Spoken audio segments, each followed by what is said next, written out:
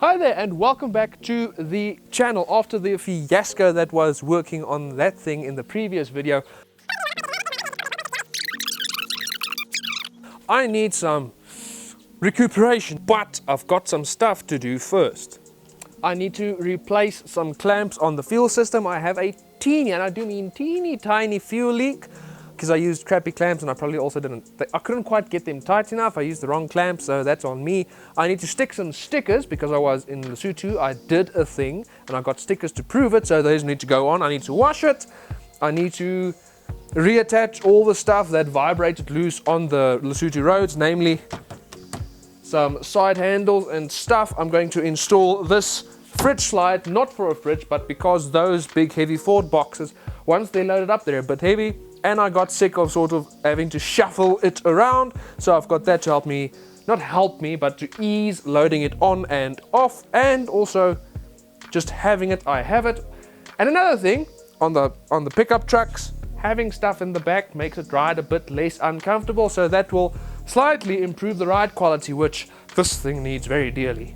I need to rewire those spotlights that are on the roll bar. Not that I really need them, but it's really been bothering me that I did it wrong. So basically, there's a voltage drop. So the one closest to me right now is very bright, and the one furthest is, well, not so much, because I wired them in series instead of wiring them in parallel. Luckily, I did a smart thing and made a two-piece harness, so I only have to rewire this behind. What? Luckily, I did a smart thing and made a two-piece harness, so I just plug it out and I have to remake this hind piece of the harness, so that really does help. I also got a thing from my friend Leo at Rockbird 4x4. I've posted a link to his website in the description, so please go check it out. He makes some cool stuff. Now, he makes these really cool molly panels for the Suzuki Jimneys, as well as a bunch of other stuff for the Jimneys, but this is what we'll be focusing on. Obviously, this is not one of the Jimny ones, but I really liked his design, and I asked him to make one according to measurements that I needed. And as you can see, he did just that. I mean, look at this. This is awesome. He also gave me the hardware that I need, some riv nuts and some stainless steel M6 bolts, as well as some spacers, so that that's actually a functional molly panel instead of just some hexagons that are bolted to the side of my vehicle. Now that plate is going to live right there where all of that crap is. I noticed that I have a bit of a nook to keep stuff, and it works really well, but I don't really have any way of quickly attaching and detaching things so they don't. Yeah, you get the gist. So obviously that was the logical conclusion to my issue. And yeah, it'll just fit there and work and be cool. And well, yeah, that's sort of it. And then I'll be ready to head off to Rust de Winter. We want to do a recce run because the plan is to do the Rust de Winter Toyota Jamboree later this year. And I've never been there, and apparently it's a bit hectic, according to my mate Gav. We'll see when we get there. So I really want to drive that trail once before the big, huge event where there are hundreds of people, many cars, and everyone's busy and, well, busy. Also, don't mind that precarious pile of parts. That is for a new project that will soon be joining the channel. So before I forget to ask, please do leave a like, leave a comment. It really helps in the algorithm. And if you leave a comment, I only know what you like to see, what you don't like to see. And if you really enjoyed the video, do subscribe to the channel so you can stay tuned to all of the shenanigans that I get up to. But without any further ado, let's get back to the video. Now I sort of have to decide where I'm going to cut this harness, because this will just become the new 12-volt source, and then two wires will separate off of this and then go to each of their respective spotlights. So let me just grab my Worth electrician's shears, and I quite like these. These are pretty nifty. I highly recommend getting yourself a pair of electrician's shears. They're somewhere between your mom's kitchen shears that you keep stealing to come work on your projects and a side cutter. They're quite tough and they are simply convenient. Now, with all of the wires out of the way here, you can see exactly where I went wrong. It's simply one set of wires going to that spotlight, and then where this spotlight sits, I've simply tied it in. You're not supposed to do that. So the plan is that I've reduced this down to just that, because I'm going to reuse that Deutsch plug, because I don't have another one. All the shops are currently closed, and they're not cheap. For the sake of simplicity and durability, I'll be using this 2-core wire. This is a 1.5mm gauge width, 1.5mm wire. The copper is 1.5mm. I don't know how to say that, and I don't know what gauge rating it is. The 1.5mm wire is good for up to no more than a 20 amp draw, or in layman's terms, up to a 100-watt bulb. Not that 100-watt bulbs are legal. I can't use 100-watt bulbs in either my headlights or those auxiliary lights, but since those are for off-road use only, I can pretty much go to the moon with those. Although those Sibbies are only rated for 55 watts, so that's what's in them. I can't go further than that. By the way, 55 watt, that is the legal limit for wattage on a bulb for road use in South Africa. Nonetheless, I'll need 2 lengths of this, 1 length to each spotlight, so let me get to figuring out how much wire I actually need and get to cutting and get to building this harness. Right, the first step, the easy step, is done. The basis of the harness is made. Now I just need to connect everything up, but for this next step, something very bad has happened off camera. Wish I recorded it, but it happened off camera, and that means I have to remove the spotlights entirely. More work. I'm not quite sure how to explain what went wrong, so I'll just pop those off real quick, and then once they're off, I'll go back there and explain to you exactly what happened. Now that these are off the vehicle, I can take a closer look and show you exactly what is wrong with them. And what's wrong with them is that this is a set of KC daylighters. And those came to be just like most good things in life happen. I was scrolling through Facebook Marketplace 2 nights ago, and then last night I bought them. These are the 6-inch 130 watt halogen housings, but one of the bulbs in one of the spots was blown, and my harness that I built is not rated for 130 watts. 130 watts needs a 25 amp harness. Mine only goes up to 20 amps. And I also couldn't find a set of trustworthy 100 watt bulbs, which is the most I can possibly run. So I'll just be running these H3 Hella value fit. That is right. Yeah, Hella value fit 55 watt bulbs. But yeah, I'm very, very excited to get these on, even just for the look, because since I bought this Hilux, even before I bought it, I knew that if I ever had a pickup truck, I wanted the yellow smiley face KCs on it. I've been searching for a set of yellow smiley face KC daylighters for the better part of 4 years now. And it's not a case of, oh no, every now and again a set would pop up, but now they'd just be outside my price range, or the time wouldn't be right. I didn't have the money at the time. In my 4 years of searching for sets of KC daylighters, those were the only set to pop up on Marketplace ever. So you can be sure that I was damn sure to scoop them up quick.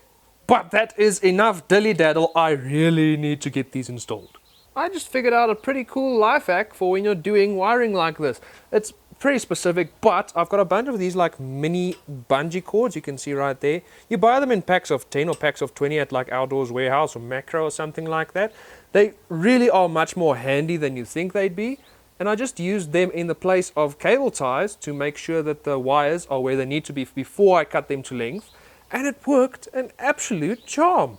And I went ahead and installed the bulbs as well, so these are ready to go in. The construction of the KCs are a bit different to the spotlights that I'm used to working with, and they are definitely much more difficult to put together. So I'm going to completely remove those and put them together off of the vehicle. I can't do that, can I? No! Damn, I have to put them together on the vehicle because of the wiring. Oh man. Well, these basically use these rubber O-rings, gaskets, whatever you want to call them, retaining rings, and this is what holds everything in place. The bulb, well, your sealed unit slips into one side and then the other side slips onto a bead that is on the actual housing. And then each spotlight has 2 of these retaining rings to keep everything together. These just have these little bolts to adjust the tension on them, and well, it's pretty simple, but it's really difficult to work with. And I mean, it's smart design and everything, because in the end, these KC spotlights were designed with off-road racing in mind. So the whole thing is designed to isolate the vibration of the vehicle from the actual light to make sure that your light does not die. So I had to remove the bottom ones because they didn't fit on my bracket. It has these little made in Taiwan, ROC. The rest of the lights are made in the USA. It's got it stamped on it. Anyways, it's got these little rubber grommets to isolate it from the vehicle, and then the O-rings do the same. The O-rings isolate the vibrations that do get transferred into the housing from the actual light itself, and that is very smart, even though it's a bit of a pain to work with. Tomorrow. Okay, it is tomorrow. I went on not too long into the night, but I have the driver's side spotlight wired up. Just need to put it back. I had to go out and buy some bolts and washers and a spring washer this morning. Now I need to wire up the passenger side spotlight. Luckily I already finished the actual wiring. I just need to install the wiring into the spot and then the spot's core into the housing, which is the part that sucks, really. It's just very fiddly. Now, one thing that always bothered me with the civvies is how I, focus please, is how I did the wiring. It was just the wires going into the spot and then some regular plastic conduit like that going around the wire, and it looked bad because it didn't look seamless, it didn't look manufactured. So this time around with the KCs, I've gone and thought it out a bit better, and this stainless steel conduit, which is what the KCs normally have actually, is big enough to fit into the O-ring into which the wires actually like go, and this will make the whole thing just look so much better. And there you go, the spots are on. Let's see if I have done this, excuse the mess, if I have done this. Yay! And they're both equally bright. Yes! Yes! Now I just need to tidy up the wiring. Cool. These spots are on. The wiring is wired. The install is now past tense. I have sort of an eyeball alignment on the lights. I'll probably do a proper adjustment on them tonight or tomorrow night or some other night when it is dark, any other night. Now the question is, do I use these covers or do I go OG and use these covers? Post it down in the comments which ones you would prefer or which ones you would have used if you were in my shoes, those words. Honestly though, I made up my mind like 4 years ago when I first wanted a set of those. The yellow smiley faces are going on, and let's get those on because I need to see how they look on the vehicle. Oh, it better be good. It's gonna be good. It has to be good for what I paid for them. Luckily, the KCs are easy to align. They have these little divots on the bottom that you need to align with the actual fastening screws that hold the rings in place. That's good. A funny thing about these spots with covers, like the Cibbies do this as well as the Hilux, trying to apply and remove the covers while the spots are just sort of in your hands is damn near impossible, but once they're actually bolted down to the vehicle, they just pop on and pop off. It's weird how that works, right? Just because you can get better leverage on them. I don't know, but let me get a look at this thing. Oh yeah, oh yeah, look at this. Look at this.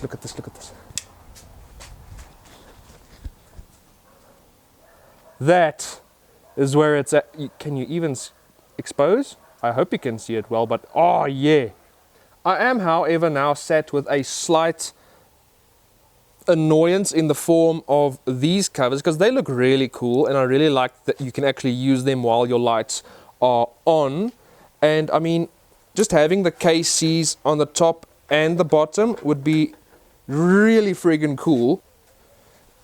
Let me get that hooked. Stay there. Please don't fall. I mean, that looks really cool. KC's up top, KC's down below. And like I mentioned earlier in the video, the KC covers only fit on KC spots. They don't even fit on fake KCs, because fake KCs are like 3 millimeters too big, and then they don't fit. So, yippee. I mean, I can sort of improvise the spotlights so that these covers can fit on them, and I'm very tempted to do so, but then I'll have to gunk up my spotlights with high density foam to make it work, and I'll have to use cable ties to actually secure the covers. I am very tempted to do so. But to be quite fair, there's no way that I'll be able to do that without it looking super duper wonky. So, I mean, I finally do have my yellow smiley face Casey daylighters, so this is still a win. I'll just have those other covers until I eventually happen across another set of 6-inch Casey daylighters, and at the same time have the money to buy them. But that's not going to happen anytime soon. Now I need to clean up this mess, go eat because I'm becoming delirious, and then do the other work. Because I almost forgot that there's indeed more work to be done. Eventually. Okay, after a short intermission, I have gathered my supplies. I am fueled up with cheese, bread, and carbonated beverages, and I have sprayed that thing with some degreaser because that drawer was covered in a non-specific substance of the yucky kind, and that needs to get off because it's really gross. First up, let's see how this thing fits. I gave Leo these measurements right here, and it just slots in as designed. I mean, it's a square. You can't, if you mess up a square, I mean, yeah. But this is so cool. I cannot wait to get this mounted. Now I need to grab a marker, mark where I'm going to be drilling, mark it, get this thing, I don't know what you call it, like at all. I can't even remember the Afrikaans word for it, but you whack it with a hammer and then it helps you drill accurately. Then I'm going to drill a pilot hole, drill the main hole, install the riv nuts, and then this will be in.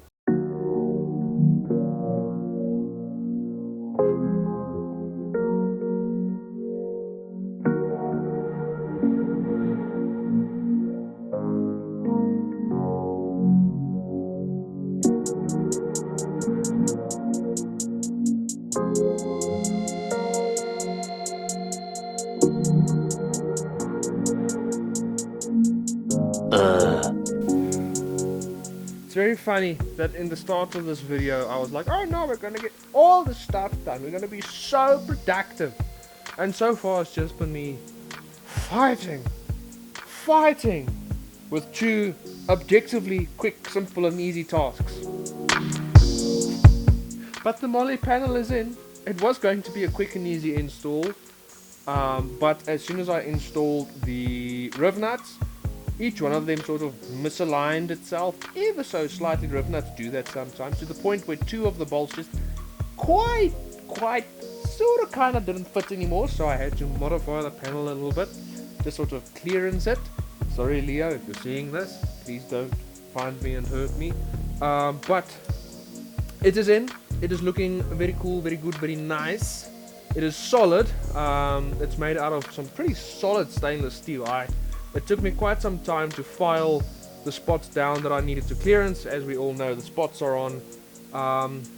And the second reason why I struggled with the Molly panel is one of the riv nuts ended up spinning. I think you saw me having to remove it and then putting another one in. That one spun as well, so getting that part tight involved a set of vice grips and me stuffing my hand into a hole that was way too small for it to comfortably fit in. But it is tight now, it is on, it is good. Hell yeah. Now I still need to do the fuel lines. Gosh. It's replacing 4 hose clamps with thicker ones. Where are they? Here they are. So I just went to Worth and got these very nice thick hose clamps. They can exert a bit more clamping force, and they're a bit smaller size, so they'll exert the right amount of pressure around the hose, so they'll work better. And I think I'm gonna abandon doing the fridge slide in this video because holy crap, it is late, it is dark, and I still need to wash this thing. And I'm not quite sure yet, but I think that washing a vehicle at night in the middle of winter, and it's going to suck slightly.